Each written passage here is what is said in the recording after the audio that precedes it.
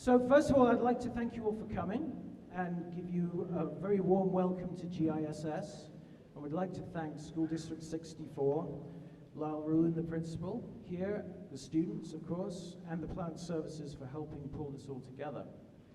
A very warm welcome to all the candidates, and thank you for coming out to this edge of the riding at this late time, close to the election, but it's very good to see you all. Thank you for coming. Great to be here. Some of the students here today will tomorrow be taking part in the Student Vote Day, when, across the country, 1 million students under 18 will become voters in training.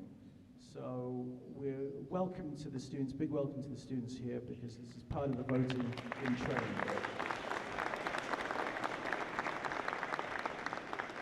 The Salt Spring Forum is very happy to organize this debate to encourage engagement within the community.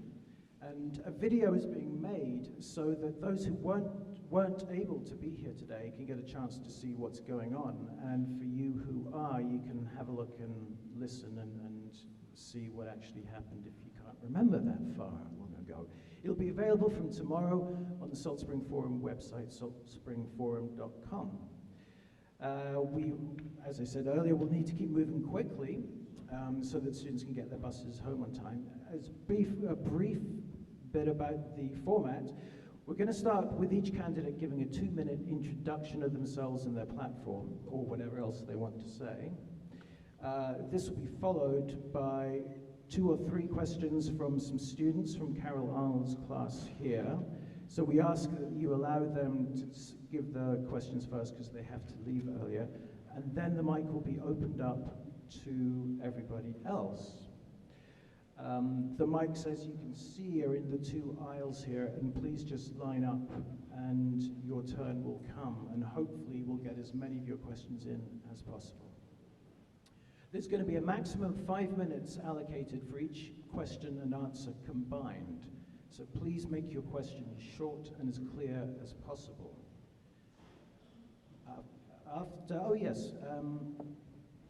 We'll move on to 90 seconds for some closing remarks by each candidate, and then the moderator will wrap things up, at which point those students that need to, they're very welcome to stay, will depart.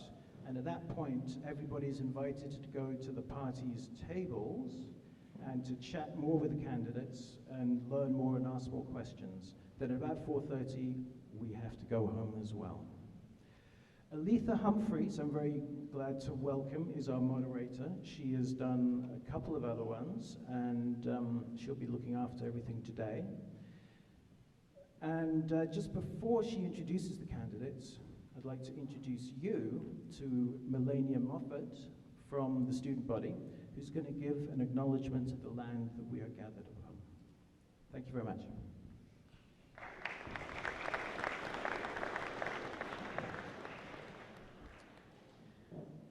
My name is Melania Moffat, and I am a grade 12 student. It is an honor for me to give the land acknowledgement here today at this important gathering to help you decide who to vote for and how Canada will be governed for the next 4 years. It has become customary that we pay tribute to the original stewards of these lands, the shared, unceded, traditional territories of the Tsimshian and Hulkaminam speaking Coast Salish peoples. But now we must do better than mere acknowledgement. So I urge each and every one of us to recognize that it is our sacred duty to ensure that reconciliation continues to be key when deciding on the future of Canada and when casting our votes on October 21st. Haichka OCM Miigwech.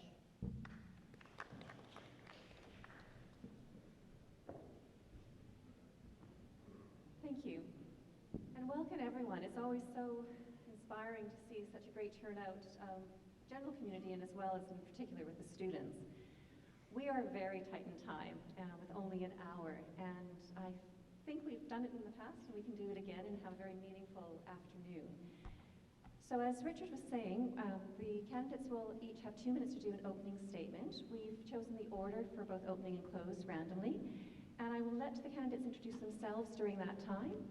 So to lead us off this afternoon, Elizabeth May, please.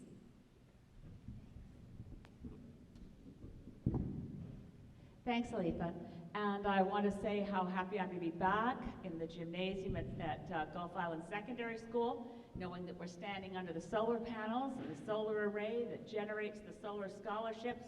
That's part of the many ways that this school is connected to climate action, connected to citizen action.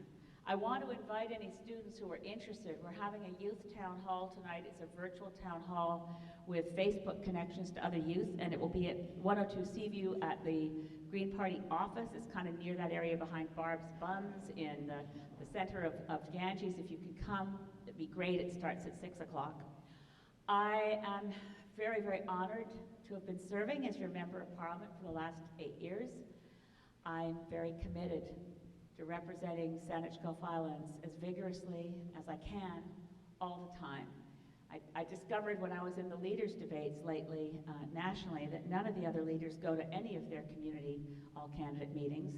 This is my 9th, and I think it's really important that voters of Saanich Gulf Islands get to hold their Member of Parliament to account, whether I'm a federal party leader or not.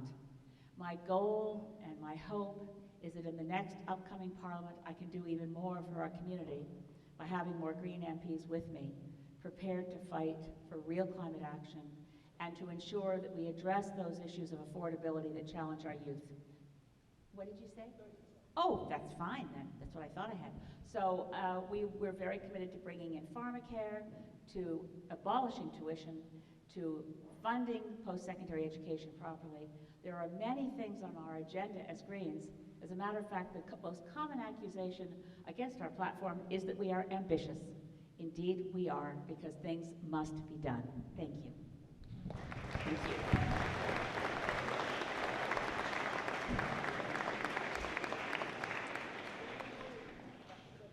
Okay. Thanks, Richard. You've got a flag under your chair, though. I'm not sure if that's for the... Oh, okay. I'll try not to get that one. Yes, you don't want to be yellow flagged. Ryan. Thanks. I'm Ryan Windsor, and I'm 39 years old, just about to turn 40, and I've actually already had the privilege of serving in local government in central Saanich for 7 years. So I'm the youngest person on the stage and have 7 years of elected experience, but that isn't a reason to elect me, quite honestly, and neither is the fact that I have 2 lovely young children who I am working every day for the future on. In fact, I voted for Elizabeth May in 2015. I'm happy to admit that I'm the Liberal candidate in 2019 because certain things matter, and this is a battery. Our plan calls for net zero emissions by 2050. The reason being is that there are a number of technological hurdles that we will have to overcome. I'm not certain, actually, quite honestly, and in fairness to Elizabeth, that we can overcome the technical limitations with a battery by 2030 that allows us to store renewable energy and power the world's economy. Do I believe we can do it in 30 years? Yes. It's those kind of commitments, those kind of realities that bring Canadians along. Our plan forward, which you can find online, has a dedicated section about our climate plan. It promises net zero by 2050. I know that matters to Salt Spring Islanders, but bringing you along matters too. Any household that relies on any fossil fuels, we want to end that, but that's going to take some time. I noticed that you guys have the highest per capita adoption of electric vehicles. Well done. My municipality, Central Saanich, is the 4th highest. I personally drive an electric vehicle. My goal is to get everyone to an electric vehicle long term, because I think it's those kind of decisions, individual Canadians making changes in their lives, that will help us. Thanks. Thank you.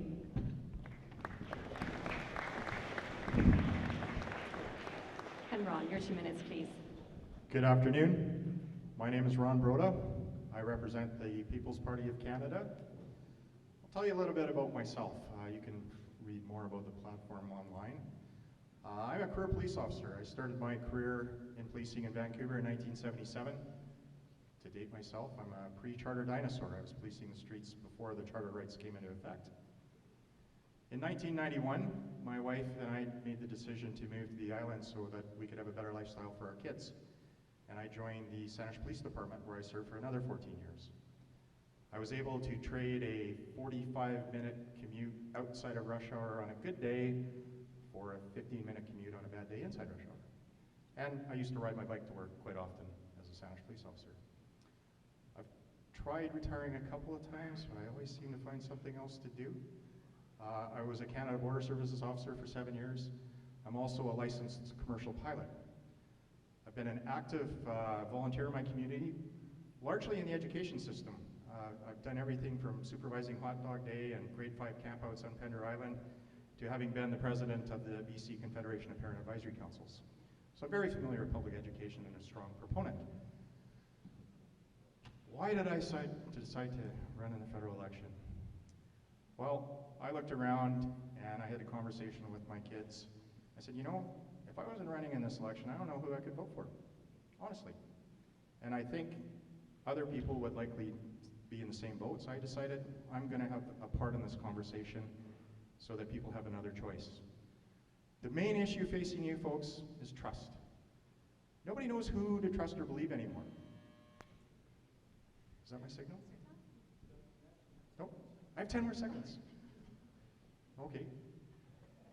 What I'm going to tell you is listen to carefully everything that we tell you, and then don't believe a word of it. Go home and do your own homework, see who's telling you the truth, and then make a good decision on October 21st. Thank you, Ron. Sabrina, please.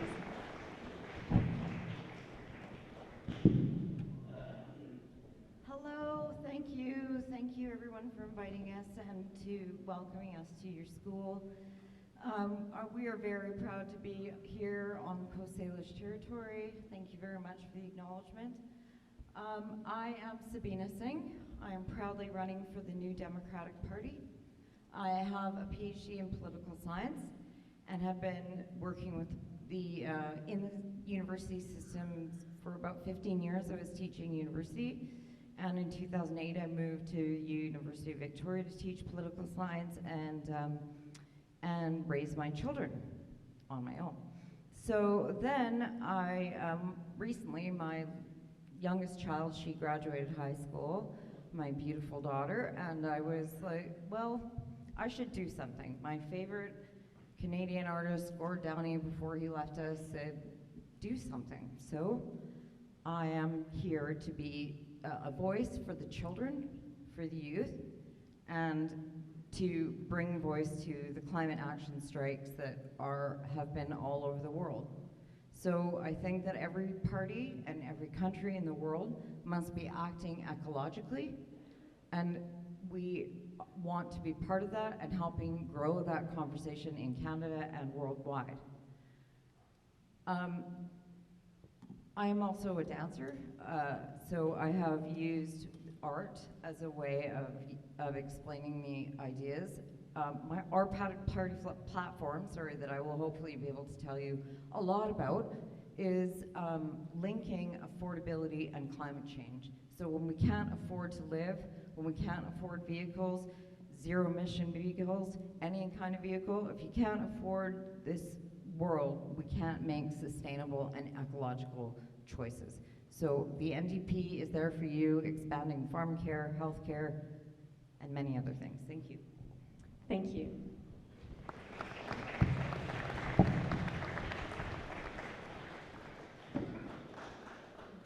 Good afternoon. My name is David Bush, and I am your federal Conservative candidate. My background's a little bit different. Unlike Ryan, I have no elected experience at the moment. My background, though, is nursing, biochemistry, and the law. I have a Bachelor of Science in Biochemistry, spent some time doing some cancer research, went on into nursing, where I worked in the hospitals, in the critical care units, and the ER. I also taught for 2 different universities in their nursing and their chemistry faculties. Little over a decade ago, decided it was time for a new challenge, went and got a Juris Doctorate in law, and I've been working as a lawyer ever since. The reason why I'm running is simple. I don't like the way the country is going. We have a Prime Minister who's running massive deficits. That's interest payments adding on to interest payments. Those interest payments mean fewer social services next year. Those interest payments also mean higher tax cuts. That's a problem that we're passing on to our younger generation. I'm also deeply concerned about the state of our healthcare system. And I know that's also an issue out here. A couple weeks ago, actually I guess a month ago now, time is flying on the campaign trail, is out for the Lady Minto Hospital's AGM. You got a great new ER starting. Where are the nurses and doctors going to live as it expands? Recently, I understand that they had 3 nurses you were going to hire and 2 of them left because they couldn't find housing. That is a problem. That is a problem here, and it's a problem now. And these are the issues I'm looking to raise in Ottawa as your representative. And that's why I'm running, because I want to be able to look my children in the eye and say, hey, I made sure you were not in debt. I made sure you had a great social services just like we did, and that you're able to enjoy all the great things in the outdoor environment that I did growing up, the hunting, the fishing, and the backcountry camping. Thank you. Thank you.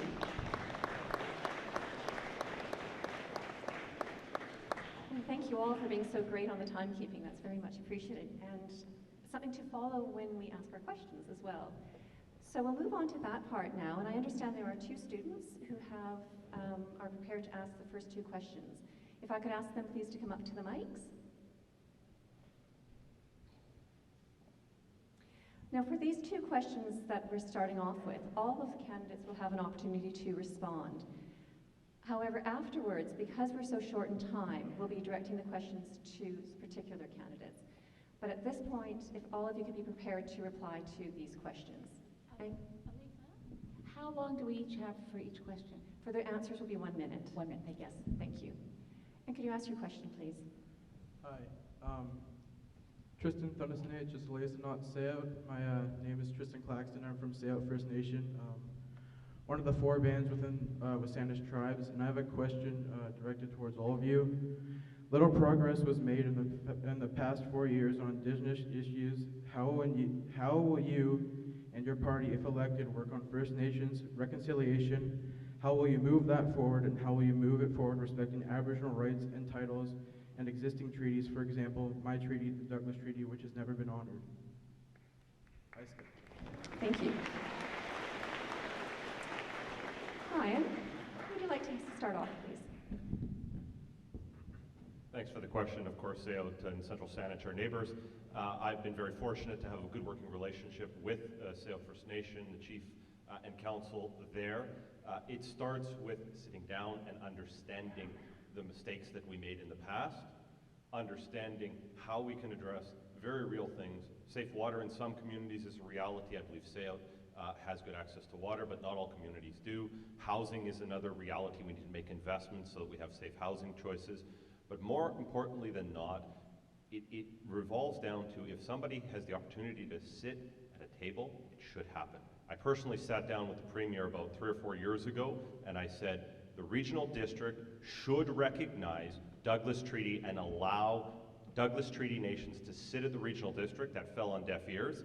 As a federal member of parliament, I would continue to press for things like that, because a voice at those tables is where real change starts to happen. Thanks. Thank you. I think if I could ask people please to keep the applause to the end, that will help us move along. Thank you. Reconciliation is important, but we need to do something before that. We need to start by honoring the existing treaties. This is the first place to start, because if we're not honoring the existing treaties, there can't be any reconciliation. Case in point, $100,000 spent on lawyers. As a lawyer, thank you very much. My colleagues appreciate it, I'm sure, though I think they don't really need it, and they certainly didn't deserve it in this case, was spent fighting a $6,000 medical bill for a young girl on a reserve in Saskatchewan. That's a problem. The federal government is obligated, it is treaty bound, to provide the health services. That needs to be done. Education, that needs to be spent the same dollar per dollar as what their peers are getting in the regular school system. Until we start honoring the existing treaties, I don't see how we can move forwards with reconciliation. That's the first thing we need to do. Then we can sit down and say, how can we make things better? And I'm out of time. Thank you. Elizabeth, please. Hi, Sam. Thank you for the question, Chris. First thing to be said is the Green Party is fully committed to bringing in the United Nations Declaration on the Rights of Indigenous Peoples and reviewing all of our laws so that they actually conform to UNDRIP. We got it through the House in the last session of Parliament. It was blocked in the Senate, but it's fundamental. We also have to bring in the calls to action as they apply to the federal government of the Truth and Reconciliation Commission, and we accept as a party all the recommendations of the inquiry on missing and murdered Indigenous women and girls. Those are quite broad and far-reaching, but they also align with other policies we have. As the local member of Parliament here, It's shocking that the Douglas Treaty has been ignored. We look at, for instance, the approvals of the Trans Mountain Pipeline. The chiefs and council in this area with Saanich territories covered by the Douglas Treaties have never been consulted, and the Douglas Treaties convey rights individually to each member of those communities and nations, not just collectively. The failure to consult means that the Trans Mountain Pipeline remains illegal. We'll stop it. Thank you. Thank you. And if we could hold applause, please.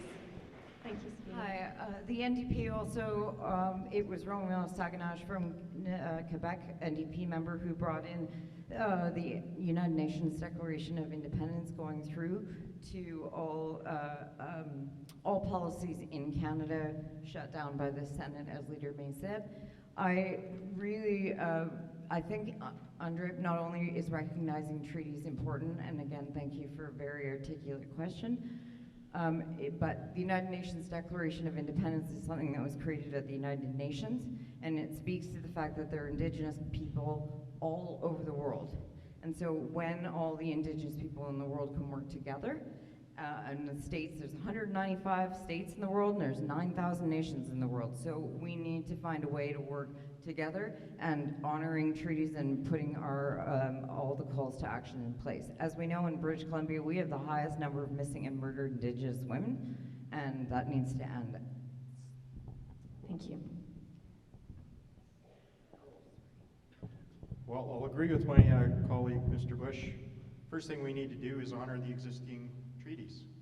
A contract is a contract, and we need to live up to the obligations that have been made.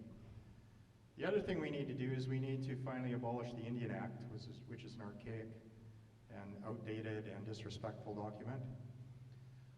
My background's in law enforcement, and one of the traditions that we've embraced that comes from First Nations culture is the idea of restorative justice. And we need to sit down around the table and have conversations where we're actually listening to gain understanding and to learn, and that we're not listening to think of what we're going to say next in the conversation. Am I giving you some feedback there, or is that me? Any of that? Ooh, there we go. That's my answer. We need to have meaningful conversations and make our First Nations partners, full partners in this country, equal citizens before the law and in reality. Thank you. Can we have our second question, please?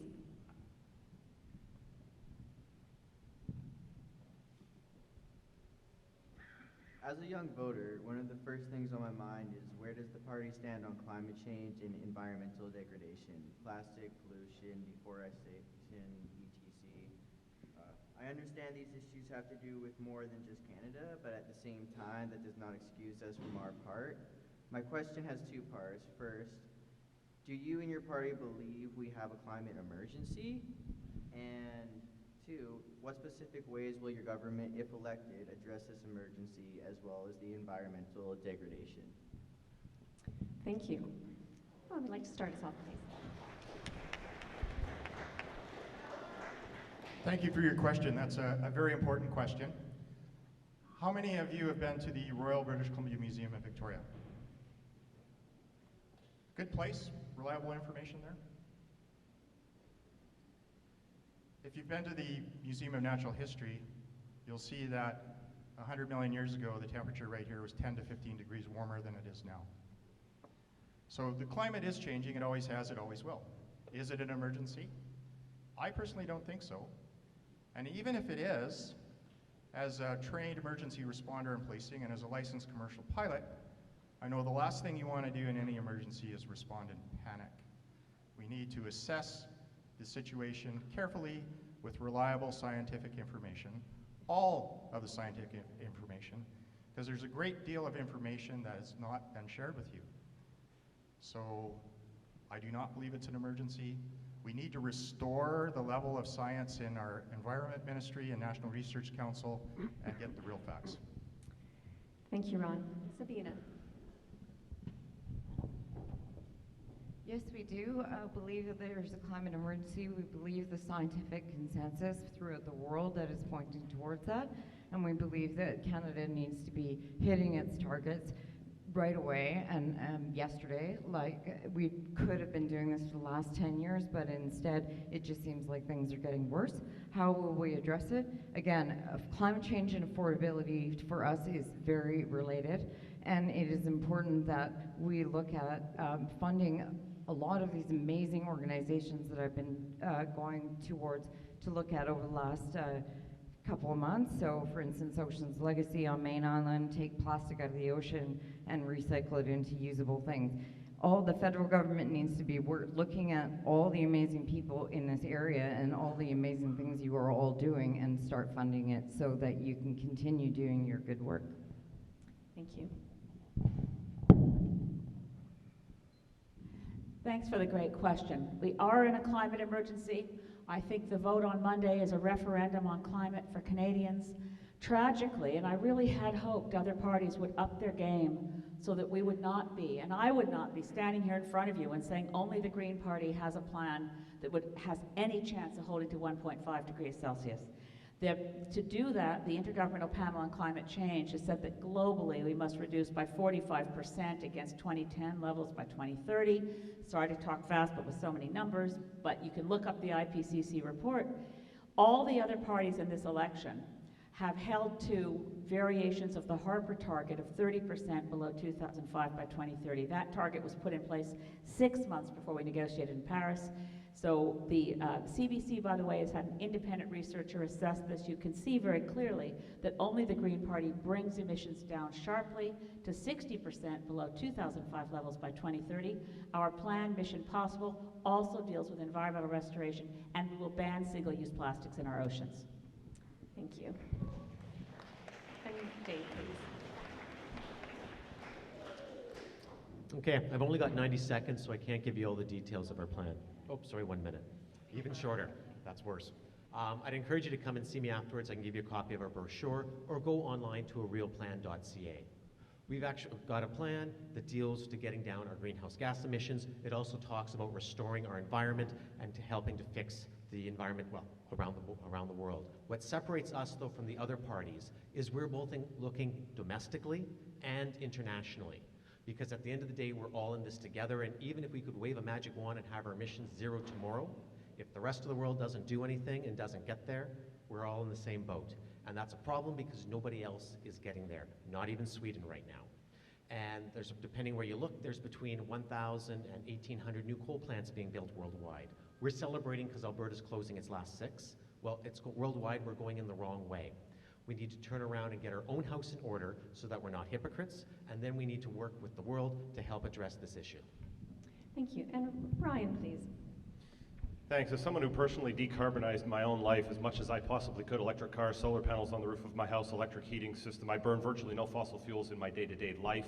I know what it takes. It is an expensive venture. We need to bring all Canadians along with us. By 2030, there are some limitations. I would love to see us overcome those limitations. We're setting legally binding 5-year targets to get us to net zero by 2050. Canada has the highest per capita emissions in the world because we're spread out. It's cold in a lot of this country, and we rely on inconvenient things like natural gas to heat our homes. That needs to change. We're going to offer $40,000 interest-free loans to Canadians to retrofit their home to get rid of things like that. But it's probably going to take longer than 10 years. And as much as I love the Green Party, and I voted for them in 2015, it has to bring all of you Canadians along and get those highest per capita emissions in the world down.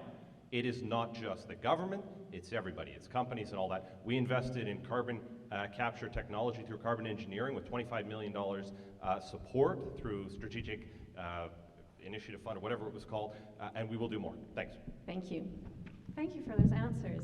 You're able to get a lot out in the 60 seconds, and we appreciate that. I understand from Richard that there was another student that was very, very keen to be able to launch that question. So if I can invite that student to the mic, please. Thank you. Dear candidates, which characteristics do you personally have that make you stand out from the other candidates? And who would you like to start off with that answer? I would like to start off with People's Party. Which characteristic? Integrity. I think you have to stand on your word. You have to be honest. You have to live up to what you say, not only talk the talk, but walk the walk. Without integrity, you're wasting your time, and nobody's going to buy what you're saying. You know, I'm a career police officer. I've got a pretty good BS detector. I think most of the voters do as well. So integrity is, to me, the key characteristic. Yeah, I would agree with the integrity, trustworthiness, honesty, and of course being there for you. Part of my hope in doing this is partly that I will show young women all over and of any kind of background that they can do this. And so that's partly why I'm here, because we need more voices like mine so people can see that they can do this. And I think that's the reason we have to tick those boxes when we apply, when we sign up. Are you minority? Are you a woman? Do you have a disability? For me, all three. So yay. Thank you. Elizabeth, please.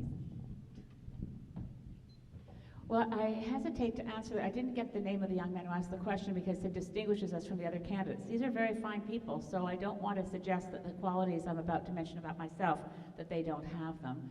I'm known for being really hardworking. I think it's really important to recognize that this is a job of working for the constituents of Saanich Gulf Islands and working for Canada. It's a job in public service. It's not like, you know, sort of winning some sort of sports prize and gathering up the promotional incentives from all the people who want to sponsor you to wear their logo on your shirt. It's about work. It's about very hard work. I'm very honest and ethical, but I also have a critical thinking skills. I like problem solving. So I don't like hearing people shout at each other.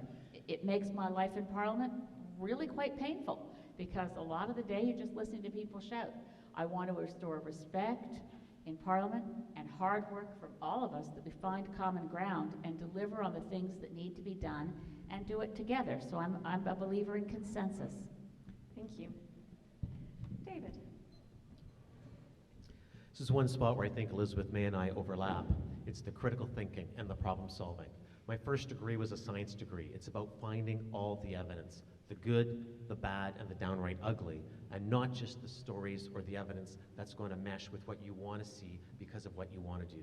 Only when you have all the evidence can you then turn around and come together with a plan and execute it and see it through. The other big advantage I think that I have is my legal background. I've spent the last 13 years working in the courts. I've appeared before all levels of courts in Alberta and British Columbia. If you're going to be making the laws, not only do you have to have respect for the laws, but you also have to understand how the court is going to interpret them. Because if you don't understand how the court is going to interpret the laws, it will not hold up in court, and you're right back where you started. Thank you. And Ryan. Getting to go last after 4 fine people spoke before me. Absolutely nothing. The 4 people up here that I'm with have demonstrated all of the characteristics that I would have identified with. The advantage that I have along with Elizabeth is having served as an elected official. It's about recognizing the strengths of others. And quite frankly, I didn't understand that when I was elected at 33, 7 years ago. I understand it now. It's something that everyone who's served as an elected official, and I know Elizabeth understands it. I'm going to refer to you by your first name because I feel like we're friends. We are. But that is it. It's understanding the strength of others, and I'm glad to have been given the opportunity in my life to learn that lesson.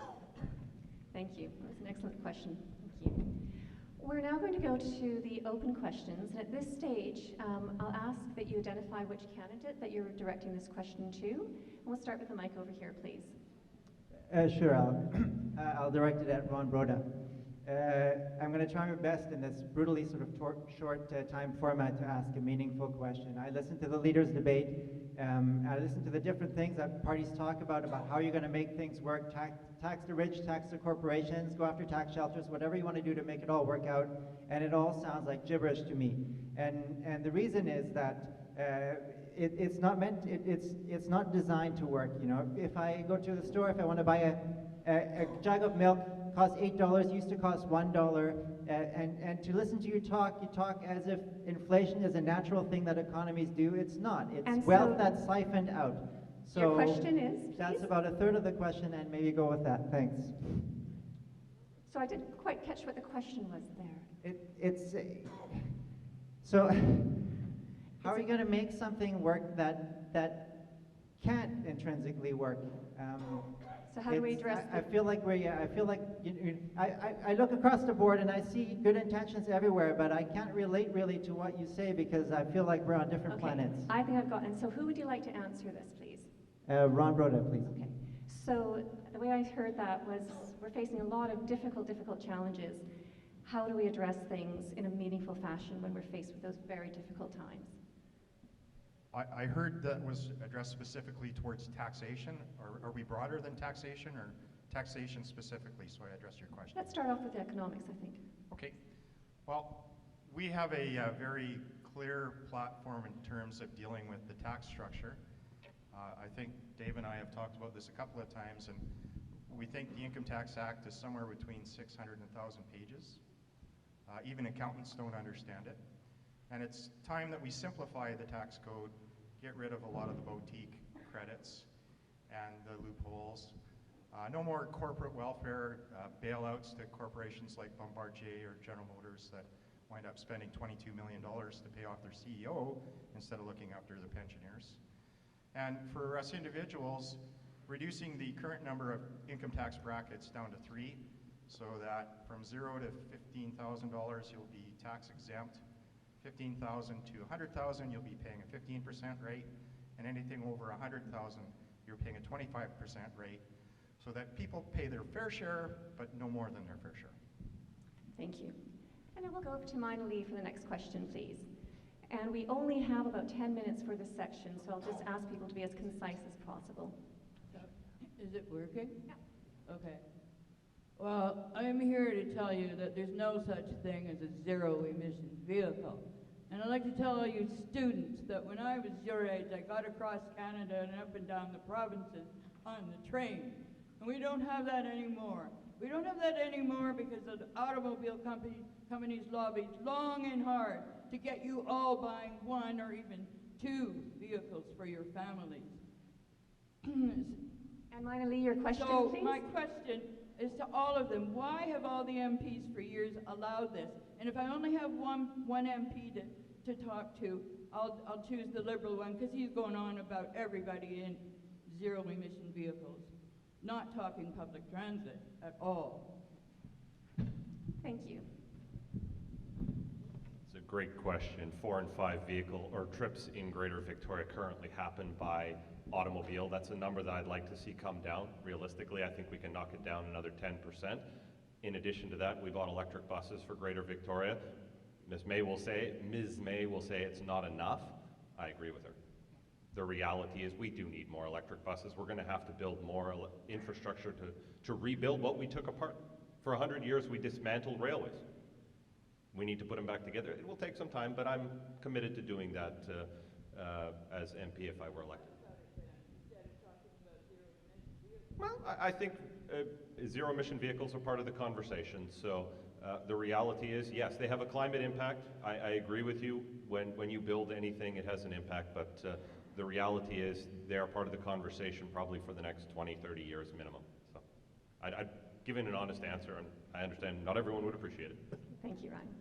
Can we have a question from Susan, please? And who would you like to direct this to? Ron Broda.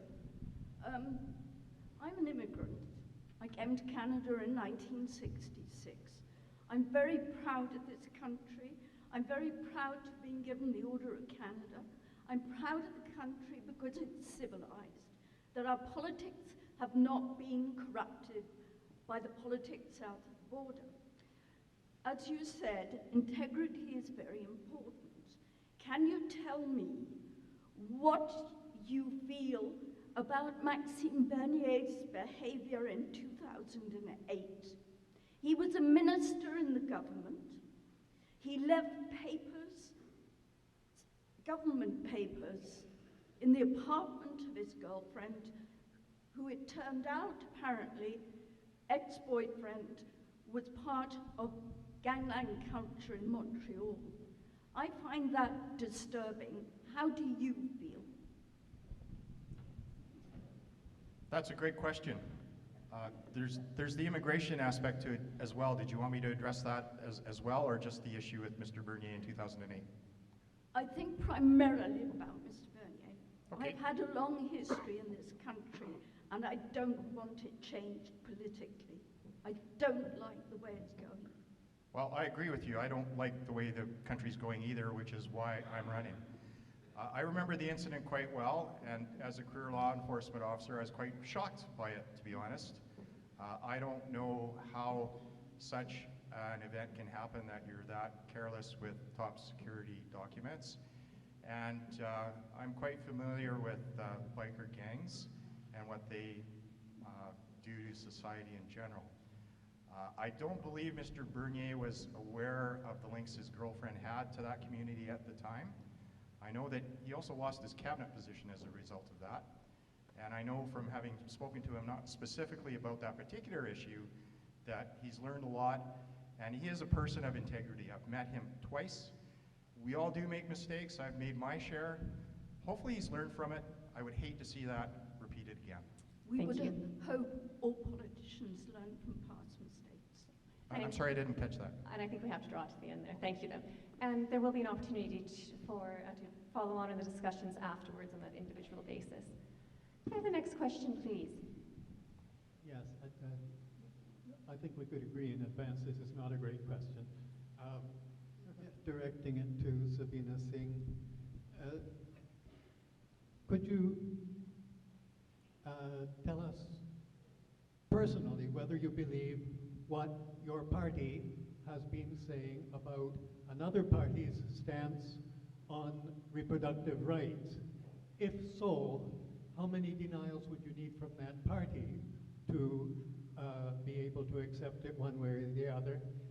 If not, I wonder whether you have made representation to your party as to whether it is not degrading a wonderful party to present falsehoods, and to have a document such as this with repeating the lie coming up in our mailboxes on the first day of voting. Okay, thank you. Sabina, address that? Yes, I imagine it's been an issue, and I realize that all the campaigns at this moment are having difficult issues, and the campaign is certainly warming up as it's a voting day on Monday, and the polls have been open already. What I can tell you about that is that the New Democratic Party will never reopen an abortion debate, and we will not allow any of our candidates to do that. That's what I know about that, and I feel strongly that we have a great leader, and we have worked together hard as a team to create a platform that will help Canadians. Thank you. And I'm sorry, if you'd like to... I think that's something, if I could ask you please to follow up with Sabina in the individual session. Thank you. And the next question, please. Thanks. My question is directed at Elizabeth May. Unfortunately not relevant for most of the people here. People it is relevant for can't be here because it's very hard to get childcare on Salt Spring Island. And so my question is, how would you advocate for federal assistance to the province's plan to have more available and affordable childcare? I didn't get your name. Oh, it's Chelsea. Chelsea, thank you. The Green Party platform has very strong commitment to universal childcare around the principles of early learning childcare system. So we recognize it's not just about putting kids somewhere so you get to work, but enhancing the early childhood experience. So we start with $1 billion a year, ramping up to $4 billion. If I become Prime Minister at the end of this next election, it will be done. The more green seats we have, the faster we'll be able to get there in a minority parliament, because childcare, universal childcare, high quality early learning in childcare is essential for developing healthy kids who get into school and succeed. Thank you. Thank you. And next question, please. Hello. My question is to Sabina. Last night, Richard Madden of CTV, Truth Tracker, found the NDP's brochures are wildly misleading, and I'm quoting. Will you publicly apologize for misleading Canadian voters with your brochures? As my leader has said, you can't Photoshop what's already there. I'm sorry? She's repeating Mr. Singh's further doubling down on lies. He has said, you can't Photoshop my words. She can't Photoshop her words. The words that appear on that brochure, in quotes, are words I never said. The NDP should be ashamed for this conduct. Sabina, did you want to any reply? Thank you. Max, you have a question, please? So this question is for Ron Windsor. So last term for the Liberal Party has drove the debt of Canada down more. Do you have any plans? If so, what are they this year or this term if you win, to fix that and try and get us more out of debt than putting us more into debt? It's a great question. Deficits, which we're running right now, I think our plan calls for $27 billion in deficits. Personally, as a member of Parliament, would always be looking for an opportunity for savings. But on the other hand, Canada's economy is growing. And as a municipal politician, I know that one always has to balance the needs of services in the community with an economy that can actually support people. We are very fortunate as a country to be growing. We have a mechanism called debt to gross domestic product. That ratio is actually decreasing, which means Canada's economy is growing. And so we opted to put forward supports like the Canada Child Benefit, like the increase to the old age security for seniors. To me, you always need to be balancing the needs of citizens and services against where your economy is at, but being mindful of those things is important. And certainly as a member of Parliament, I would do what I did as mayor. Okay. Thank you, Ryan. David, would you like to have a reply there? I'd just like to weigh in on that question briefly. This is what Ontario did over the last decade. It ran deficit after deficit after deficit. It's now spending more money on interest payments than it is on social assistance, on all social programs put together, healthcare accepted. It's paying over $12 billion a year in interest payments. That's a problem because interest rates are at records lows. What happens if the interest rates double to up 3%? Not terribly high. Suddenly, Canada, we're currently paying about $27 billion a year in interest. That's going to jump to over $50 billion a year, and that's if interest rates go up 1.5%. That's a problem because that's less money for healthcare, that's less money for our social services, that's less money for our seniors, that's less money for environmental protection. That's why running deficits is bad. Thank you. We are almost out of time for this section, and I think I see us, and so we'll hopefully maybe get one or two more questions in. I see a student standing behind this mic, and I'm going to give our students preference for the question, so can I ask you to come forward, please? This is a pretty local question, but if you wish, you can generalize the answer to be more towards all of Canada. This is directed at David Bush. If any, what are your current plans to solve the housing crisis on Salt Spring and more generally anywhere there are housing crises? Good question, thank you. That's a pretty big question. I'll start with a smaller bit just on Salt Spring. One of the big issues, as I understand on Salt Spring with the housing, is there's a major water problem. Not that there's not enough water, but you can't get it to the houses. There's a development, I know there's 6 houses apparently out there that are sitting there without water, without electricity. You can't move into them. Salt Spring desperately needs infrastructure spending money to help fix the water problem so that they can start building the houses, so that you can attract the accountants, so you can attract the nurses.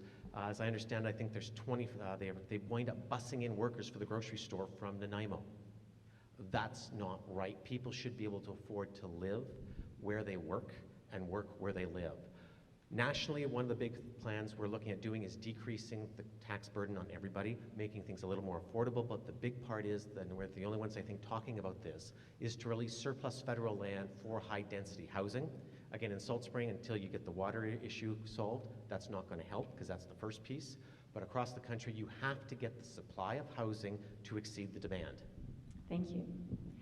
Now, unfortunately, it is 10:02, and this is the time that we need to be going to our closing statements. And I appreciate everyone's patience in contributions and the patience of the candidates, because I know it's a rather frustrating format where I can see you wanting to chime in there, but we just haven't had the opportunity to, time-wise, to allow that. So I certainly don't want to shortchange our closing statements. I appreciate that there was quite a scan of the topics on the floor today. So I'll hand over now and ask you to do your closing statements, and you can pick up on any of those topics that resonates. It's 90 seconds. 1 minute each? No, it's a minute and a half each. Okay, yeah. And so to start us off, Ron, please. Well, thank you very much for the opportunity to share with you. Has anybody heard any promises over the last month or so? You're probably not going to hear too many more because we're almost out of time. What I would encourage you to do is to evaluate everything you've heard. My background is in investigation. I was a forensic identification specialist for 4 years, a traffic reconstructionist for 4 years. So I believe in evidence-based decision-making. Evidence takes many forms, and you have to evaluate how accurate it is. Because witness testimony, sometimes you have to see if they were in a position to actually see what they claim they saw. Do your homework. I'm here to tell you that you can have absolutely anything you want. Do you believe that? It's true. It's true. So long as you have both the ability and the willingness to pay for it. You have an important decision to make, but it's a very easy one. Do your homework and follow your conscience. Vote for who you believe will deliver the type of Canada you want to live in. Thank you, Ron. And again, if I can ask applause to be held to the end. Sabina, please. Thank you for having us here. I wanted to let you know that at sabinasingh.ndp.ca you can look at the whole platform, or at ndp.ca you can look at the whole platform. We want to have Indigenous-led climate action. We want to have the voting age reduced to 16. We want to reform our government institutions. We want to have affordable housing for all Canadians. And we want to make sure that we bring people together. We're not going to fight this climate emergency without everyone being together. There's a very nice term that my leader, Jagmeet Singh, who will be here in Victoria on Friday, he said, he's introduced us all to a Sikhi term. I am also Sikh, that's why we have the last name Singh. The term he's introduced us to in this book he wrote is called Chardi Kala. It's a Sikh term that means when times are really rough, that we can rise together. We can have rising spirits, and we can rise together, and we can do this thing. So, to all of you, Chardi Kala, thank you for coming out, and I hope to see you all again soon. Thank you. Go ahead. Thank you. Thank you. It is, of course, a deep honor to have served the last 8 years as your Member of Parliament. I want to continue in that work. I will work for you. I will continue the traditions that you've gotten used to of town hall meetings and accessibility and newsletters that are about information and not about patting myself on the back as your MP. It's a singular honor to work for people who are as deeply engaged in society, as effective citizens as exist on Salt Spring Island, and I particularly love working for all of the young people here and coming into Gulf Island Secondary School for team town halls and listening. We can do the things we need to do. We can be the grown-ups in the room who respond to the climate emergency, not by panicking, although Greta says, I want you to panic.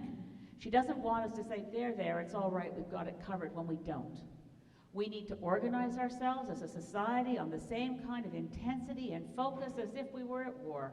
We need to pull together at every level of society with Indigenous government leadership, with municipalities, with the provinces, the territories, but we need federal leadership. We need to be able to say to all Canadians, look, this is the struggle of our lifetime, but we can be the heroes in our own story.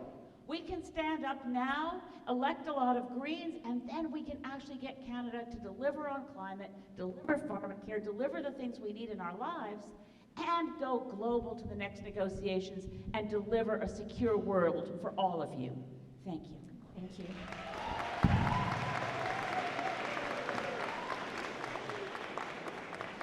Sorry, and I have to apologize. I got so used to the table, I went out of sequence there. Ryan, did you want to go next? And then we'll go back to David. Yeah, thank you. For me, all politics is inherently local. Serving as I have, I believe change starts in our own community, right? We get the opportunity to make a different choice in our life, and we can make a real difference, right? And we know that there are things that need to be changed here. They need to be addressed. They won't be solved in one election period, but we need to get to work. And actually, frankly, all 5 of us have had the opportunity to posit some good ideas. The reality is we will have to work through these problems one by one. It's the job of the government to address the shortage of family physicians, to address housing concerns, to address municipal infrastructure, and yes, to address the climate emergency. We absolutely must do all of these things. What's interesting is, in this election, there are actually multiple defining topics. Climate change is, depending on who you talk to, 20 or 30%, but there are a lot of issues, and you need someone who will work locally to help you individually in your life make the changes that will ultimately lead collectively to the society we want to build. That's what I offer as the Liberal candidate. I hope to earn your vote on October 21st. Thank you. Thank you.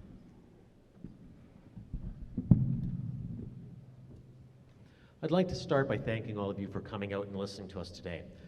I know as a candidate, I'm going to be really grateful when the 21st comes and we can all just sit back for a minute and go, it's over. I can only imagine what you guys are being bombarded with on a daily basis. I see it from my party, you see it from all the parties. But now it's up to you on the 21st to make a choice.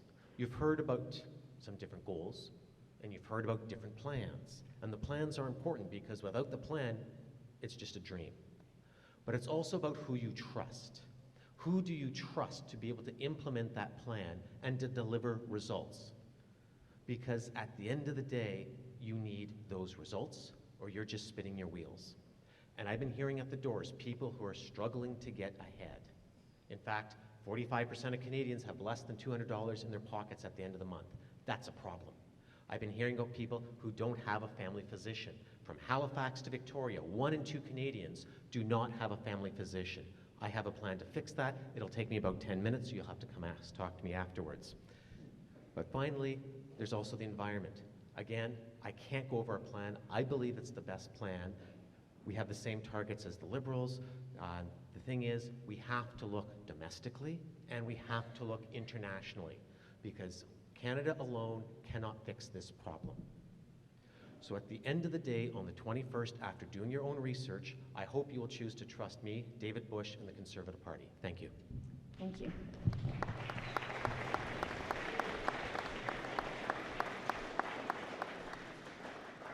Well, I'd like to thank the students of GISS for hosting us and for Principal Rulin, and thank the members of the community who have come out and joined us this afternoon. As I said, it's tight when we only have an hour to throw a few ideas out there, but I think there's been a lot put out there for further consideration, and please, if you are free, stay afterwards and approach the different candidates at their tables, and it's quite nice sometimes to have some of that one-to-one. I look forward to hearing what the outcome of the student vote. I'm always very impressed with the level of engagement and discussion we have from the students and the roles that you'll be taking on in future years. And I imagine from some that I've met that we have some budding politicians out there as well. And most importantly, I just want to encourage everyone to vote on Monday and see if we can break the record for this riding for actually getting out and exercising that right and really having that privilege to have our say. So again, thank you all very much.